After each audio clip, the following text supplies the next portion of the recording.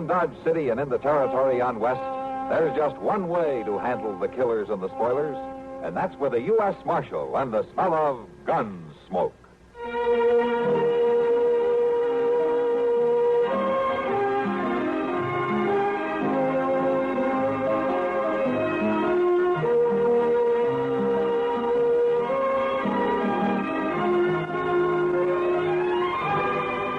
Gunsmoke, starring William Conrad, the story of the violence that moved west with young America, and the story of a man who moved with it. I'm that man, Matt Dillon, United States Marshal. The first man they look for and the last they want to meet. It's a chancy job, and it makes a man watchful and a little lonely.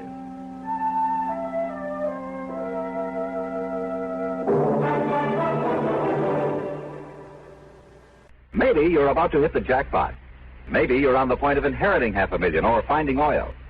Chances are, though, that none of these lovely things will happen. Chances are, if you want a bonanza in the future, you'll have to save it up. Now, there are a number of ways to do that. Some people stuff their mattresses, stash their cash behind a loose brick in the fireplace, or slip it under a floorboard. None of these methods make sense, because money so stored isn't making a cent for you. Not only that, it may get lost or stolen. Wouldn't you rather your savings made more money for you? Wouldn't you rather have them theft-proof, loss-proof in every way? Of course you would. And you can, the United States Savings Bond way. Through the payroll savings plan where you work, or the bond-a-month plan where you bank. $3 will get you $4 on maturity every time.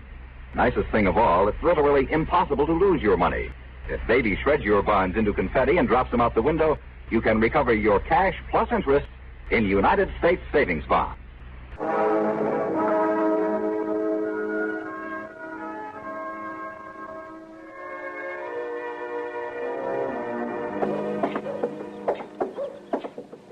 I just don't understand why you couldn't sleep, Mr. Dillon. Unless you had the colic or something. I feel fine, Chester. I just got a few things to take care of at the bank, that's all. Oh, but the bank's open all day. Yeah, it's the early bird that catches the worm, they say. You know, my mama used to tell us that one about being healthy, wealthy, and wise. She used to rout us out of bed every morning at daylight on account of it. That's a good saying, too. Yeah. I don't know what become of my brothers, but I sure ain't living in a very big house. Yeah, maybe you ought to come in here more often. I've got no business with the bank, Mr. Dillon. Good morning, Mr. Hogg. Good morning, Chester. Morning, Marshal Dillon. Morning, Mr. Hogg. I'll be over there in a minute, as soon as I straighten this stuff out here. Morning, Marshal.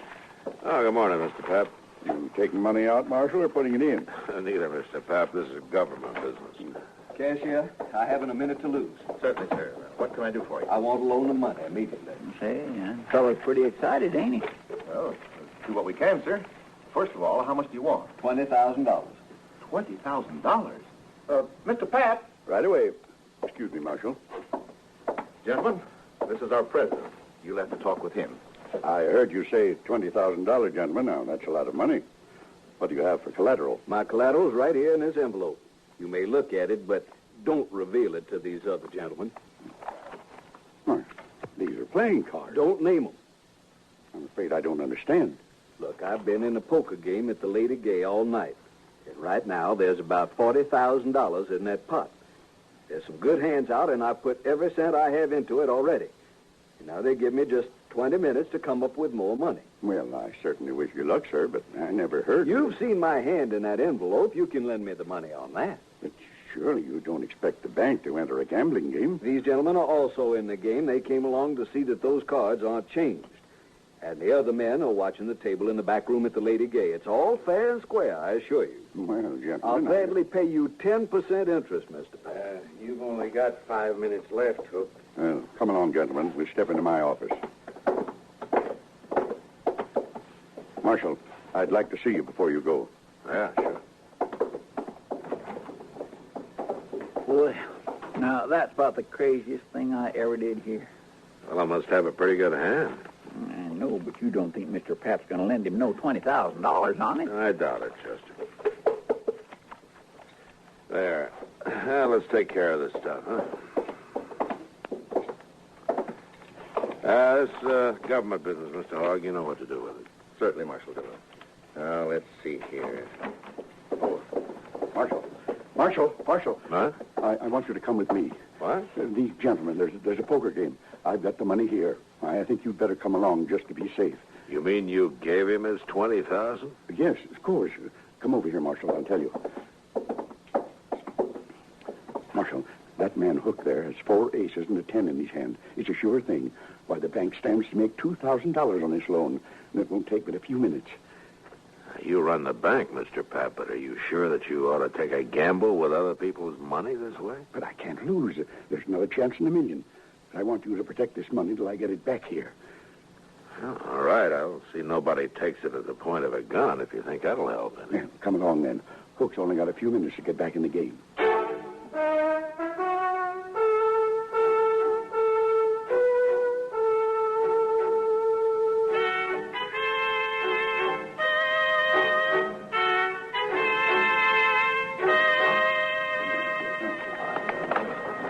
All right, Mr. Shinways. There's my money. I'm calling. Hey, you must have a pretty good hand, Hook, all the trouble you've been to. You'll see it. What do you got? All blue. 5 little hearts. They're no good. 4 aces. Well, look at my hearts. They read 2, 3, 4, 5, and 6. Straight flush. Your aces lose, Hook. 4 aces. How could he have a straight flush? I got it dealt right out of the deck, Hook. Right out of the deck.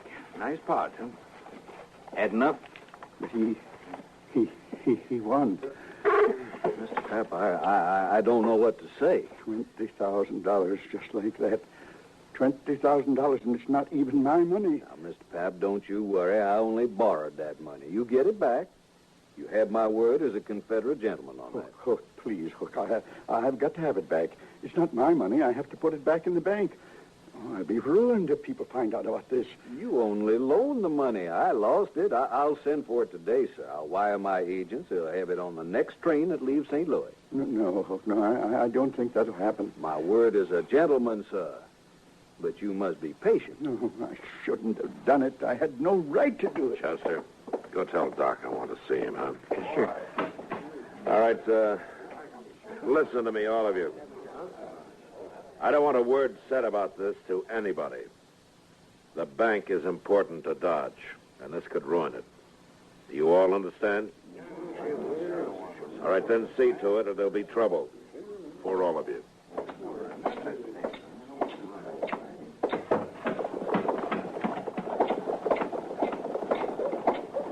Mr. Papp. Oh, Marshal, I should have listened to you. I'm ruined now. Maybe Hook's got money. I don't know. But if not, we'll figure something out. People will give you time. Oh, no, they won't.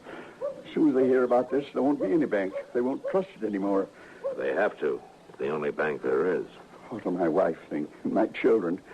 I can't face it, Marshal. I just can't face it. You go back to the bank and tell the cashier to keep his mouth shut about this. You've got to give it time. Sure, Marshal.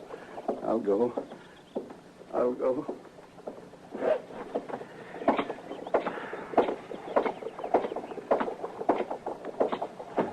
Marshal, I'm sorry for that man, but he has no reason to worry. I'll send for the money at once. Yeah, you do that, Hook. Send for the money. Now, what are your names, gentlemen? My name's Shaneways, Marshal. I'm sorry for that banker, but it's nothing to do with me. I won this money fair, and I'm keeping it. Certainly, of course you are. Who are you, mister? Borden. And I agree with Shaneways. Gambling money's fair money. Nobody's arguing about that. Just remember what I said. Don't talk about this. Oh, Matt, there you are. Chester said you wanted me. What's happened? I didn't hear any shooting. Everything's all right, Doc. Oh? Hey, you look familiar. Don't I know you? I haven't had the pleasure, sir. Oh, maybe not. No, I guess not. It's my mistake. Never mind them, Doc. Come on with me.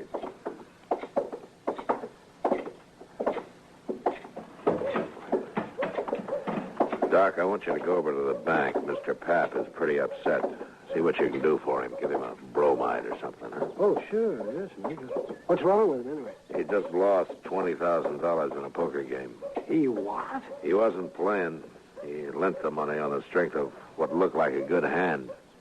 That man Hook came into the bank for it with the other two. Oh, he brought his cards along and raised the loan that way, huh? What? How did you know? Well, I heard of that once, man, down in New Orleans, years ago. Well, what happened? Well, the same thing. Fella got the money and lost it, that's all. You mean it was fixed between him and the others? Oh, sure. Oh, it was fixed all right. Well, how did they find out? Well, the fellow that borrowed the money got drunk and talked. They put him in jail, but the others got away clean. Doc, that gray-haired man you thought you recognized, the name's Hook. Are you sure that you never saw him before? Oh, a lot of people look familiar at first glance, Matt. You know how it is. In New Orleans, you didn't know the men who pulled the trick on the bank, did you? Well, now, people said that they'd come down on the riverboat. I was doctor on the Tennessee Belle then, but I never met them. Not to my knowledge, anyway. Do you recall hearing their names? Well, that was a long time ago, Matt. Look, Doc, those three back there may have pulled the same thing just now. Hook looked familiar to you. Now, maybe he remembers you, too. Well, he just said it. He'd never met me, Matt. Yeah, but he could be lying. Well, sure, but I can't place him. Probably never saw him before. All right, go see what you can do for poor old Pap. He's in a bad shape. Sure, Matt.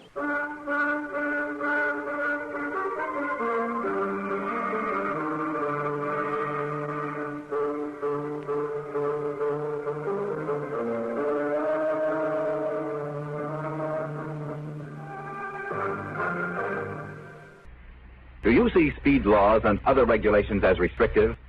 Well, that could be more infantile than believing one can prove his superiority by ignoring a stoplight. Unfortunately, too many drivers on the road subscribe to that kind of emotional outlook. The result is tragic. Almost 85% of all traffic accidents in America are caused by careless, childish driving. We hope sincerely that your attitudes are adult. We hope you know our traffic laws and the people who enforce them are there to help save your life.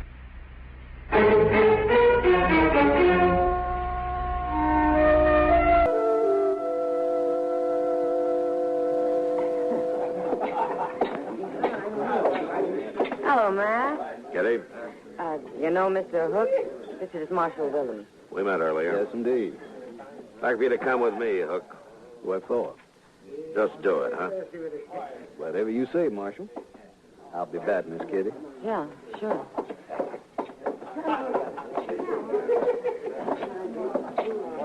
All right, Mr. Varden, Mr. Shaneways, you're coming with me. What? Now, is this an arrest? Now, what would I be arresting you for, Shaneways? Nothing. You got no reason. That's right. All right, come on, let's go. I haven't the slightest idea.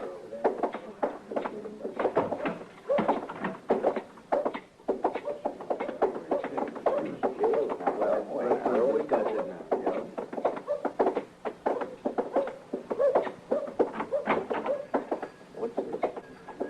What's the idea of bringing us here, Marshal? Oh, good morning, gentlemen. What can I... Oh, hello, Marshal. Lum, these men want their pictures taken. Now, wait a minute, Marshal. Can you do it right away, Lum? Yeah, I certainly can, Marshal. And, gentlemen, you'll be the very first to stand before my new drop, the ancient temples of Greece. It'll lend you dignity and power. What's the idea of this, Marshal? Lum here is going to take your pictures, that's all. Front and side views both, huh, Lum? Yeah, certainly, Marshal, certainly. And if you gentlemen leave Dodge, any one of you, it'll make it a lot easier for the law to find you and bring you back wherever you go. This is outrageous. I'm not going to stand it. Now, wait, Varden. I agree the Marshal's being a little high-handed, but after all, he must protect himself in his job. But since we've done nothing wrong, we have nothing to fear. Sure, Hook's right, Varden. I'll go first. Are you ready, Mr. Lum? Right this way, sir. And Lum, Why, yes, sir. bring the pictures over to the office when they're finished, huh? Yes, sir, Marshal.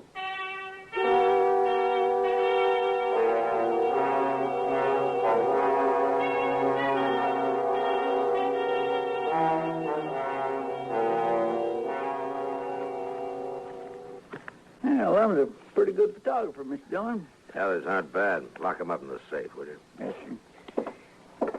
You reckon this'll keep them in Dodge? No, not if they really get scared, it won't.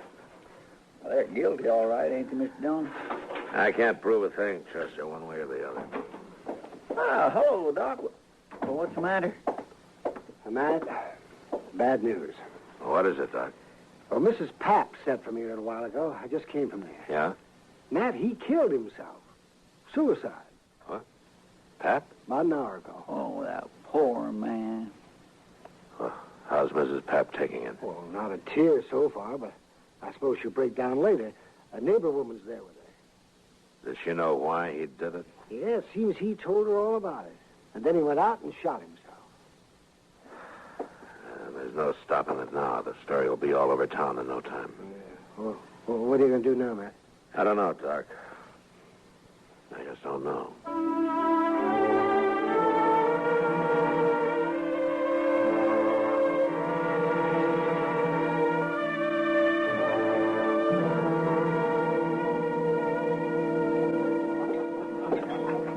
I'll buy you a drink, Kitty.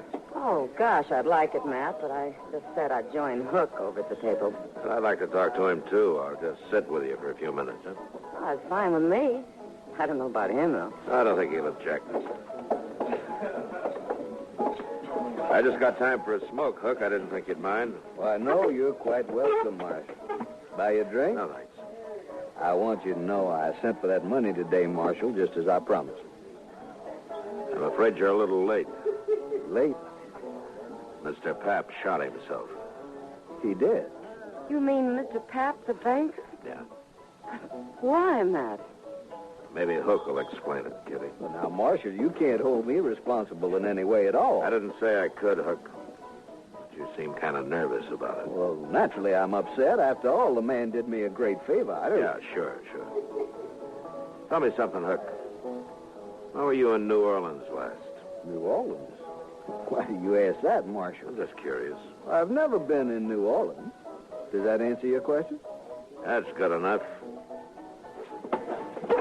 Now, goodbye, Kitty. I'll drop by later. Sure, Matt. And Hook, it still goes about not leaving town. I like it here, Marshal. Yeah, you should.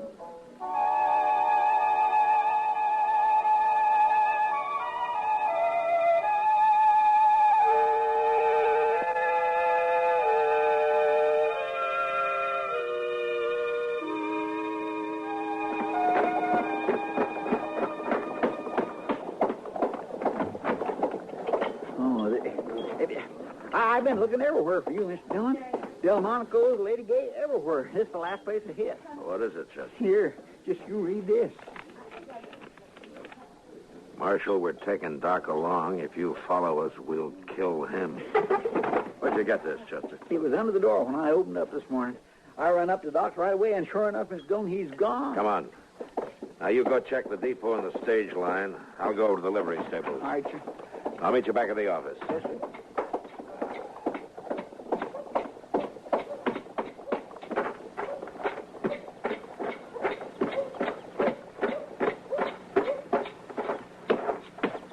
Well, it's the marshal. You're out early today. Not early enough. Yeah, what can I do for you? I want to know if you rented out any horses last night. Well, sure, a few. Why? Did you rent 4 to anybody? 4 in a bunch? Why, yeah, I sure did.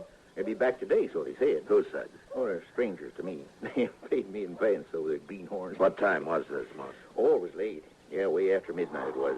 Why, something wrong? Tell me, Moss, what did they look like? Well, one was an old fella, gray hair. He didn't give his name, though. I don't think I got much of a look at the other fella. You have any idea which trail they took out of town? No, don't. But one of them said something about St. Louis. That's not much help, is it? That might be. Thanks, Moss. Oh, one thing, Marshal. Yeah? If you're riding after them, those horses they got are just crow bait.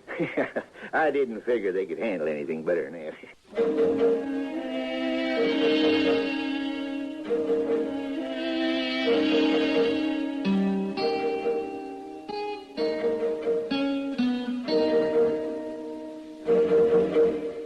Hi, this is Dennis James with a longtime favorite.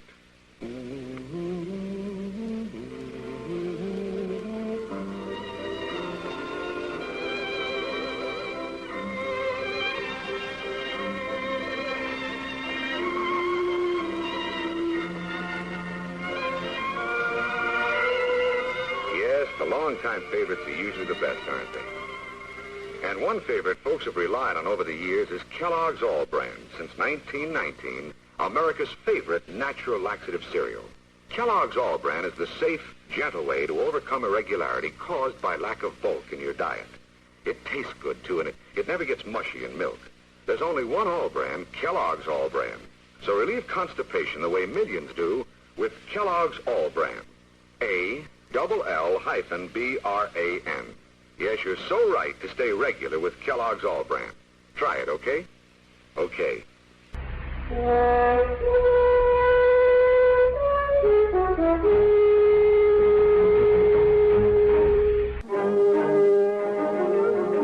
There was nothing to do but take a chance and ride east. Luck was with us, though, and within an hour, we cut their trail. 4 horses leave a pretty fair track, and we followed it, riding hard. By dusk, we could tell by their sign that we'd nearly caught up with them. And soon after dark, we spotted their fire. These were gentlemen, maybe, but they were mighty poor hands on the prairie. We left our horses and went ahead on foot. You going to shoot it out with them, Mr. Dillon? No, we can't chance it, Chester. They'd kill Doc. Here, hold up a minute. Yeah, that's their horses just ahead. They sure stake them a good piece from camp. Yeah. Lie down. What do we do, Mr. Dillon? We'll wait. Those men are mighty green at this game. I think we can steal their horses without any trouble at all. Just leave my foot, huh? Yeah. Now, look, Chester, when we get those horses, I want you to pick up ours and take the whole bunch out of sight. I'm going to crawl into that tall grass just to the left of the fire there and hide until morning. Mr. Dillon, why can't I go with you? Every time we get in trouble, you always send me off somewhere.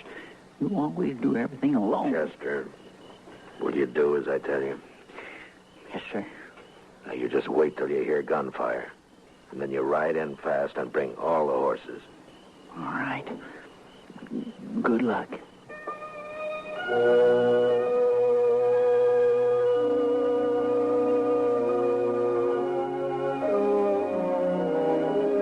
By dawn next morning, I was half burrowed into the ground and covered by blue-stem grass not more than 30 feet from their camp. I could hear their talk all right, but I couldn't see them unless they were on their feet.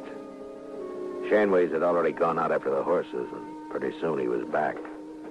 Slipped their ropes. That's what, every last one of them. What are we going to do now? You and Shaneways will go after them, that's what. I'll stay here and guard Doc. But hurry up, we got to get moving. Come on, Varden. We'll never find them. You can have this country, Doc. I don't know why you ever left that soft berth you had on the Tennessee Belle. Well, I didn't have to leave it. That's more than you can say about New Orleans. Any more of that talk, you'll get your throat slashed like a fat shoat, Doc. Spoken like a true gentleman, a Hook. Or whatever your name is. Doc, if you hadn't talked so much in the first place, you wouldn't be where you are now. Ah, you're a fool, Hook. I might have seen you somewhere, but I sure couldn't connect you with that New Orleans business. Anyway, you've given yourself away now. How? Don't you know there wasn't a thing the law could do until you ran? Well, you'd be caught sure now. And why don't you untie my hands, and I can't eat this way. You manage. I let Doc and Hook wrangle on till I figured the other 2 men had walked about a half a mile from camp, and then I waited until Hook had his back to me. I stood up, slowly moved quietly forward. Doc saw me, almost spoiled the game, but he caught himself in time and then started another argument with Hook. Hook, untie my hands. I was about 15 feet away when Doc suddenly kicked the coffee pot off the fire and all over Hook's leg. Ah, ow. All right, don't move, Hook. Marshal.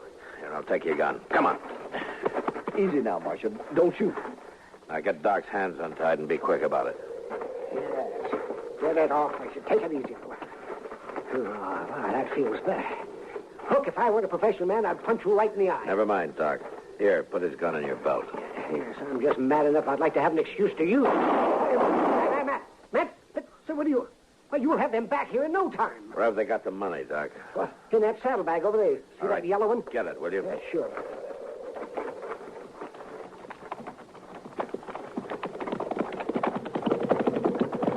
Hurry up! Those two heard the shot. They're heading back here. All right, get on that horse, Doc. You too, Hook. Quick now.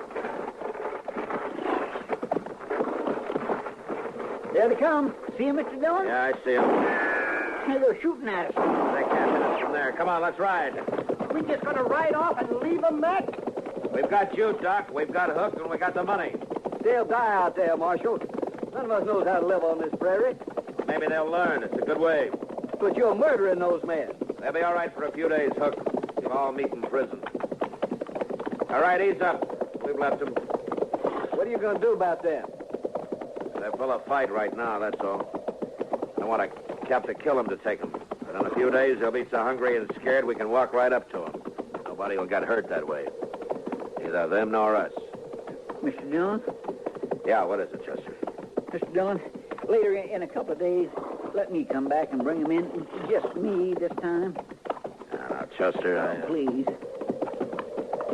Okay, Chester, you can do it. Alone. Thank you. All right, Hook. Ride a little faster there. We ain't got all day.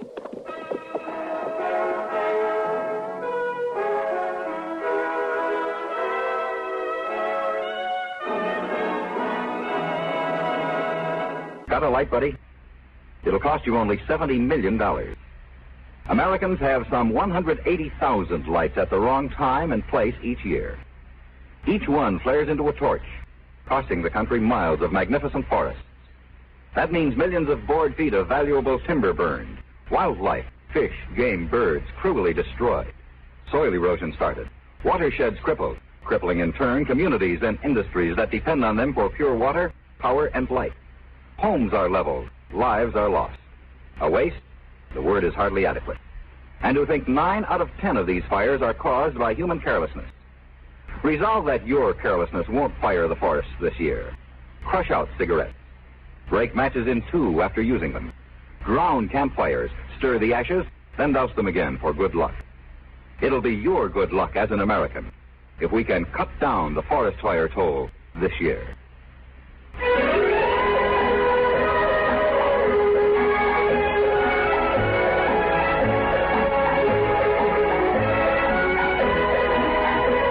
Gunsmoke. Produced and directed in Hollywood by Norman Macdonald, stars William Conrad as Matt Dillon, U.S. Marshal. Story was specially written for Gunsmoke by John Meston. Featured in the cast were Harry Bartell, Ralph Moody, Gus Kirkpatrick, Vic Perrin, and Jack Moyle. Harley Bear is Chester, Howard McNear is Doc, and Georgia Ellis is Kitty.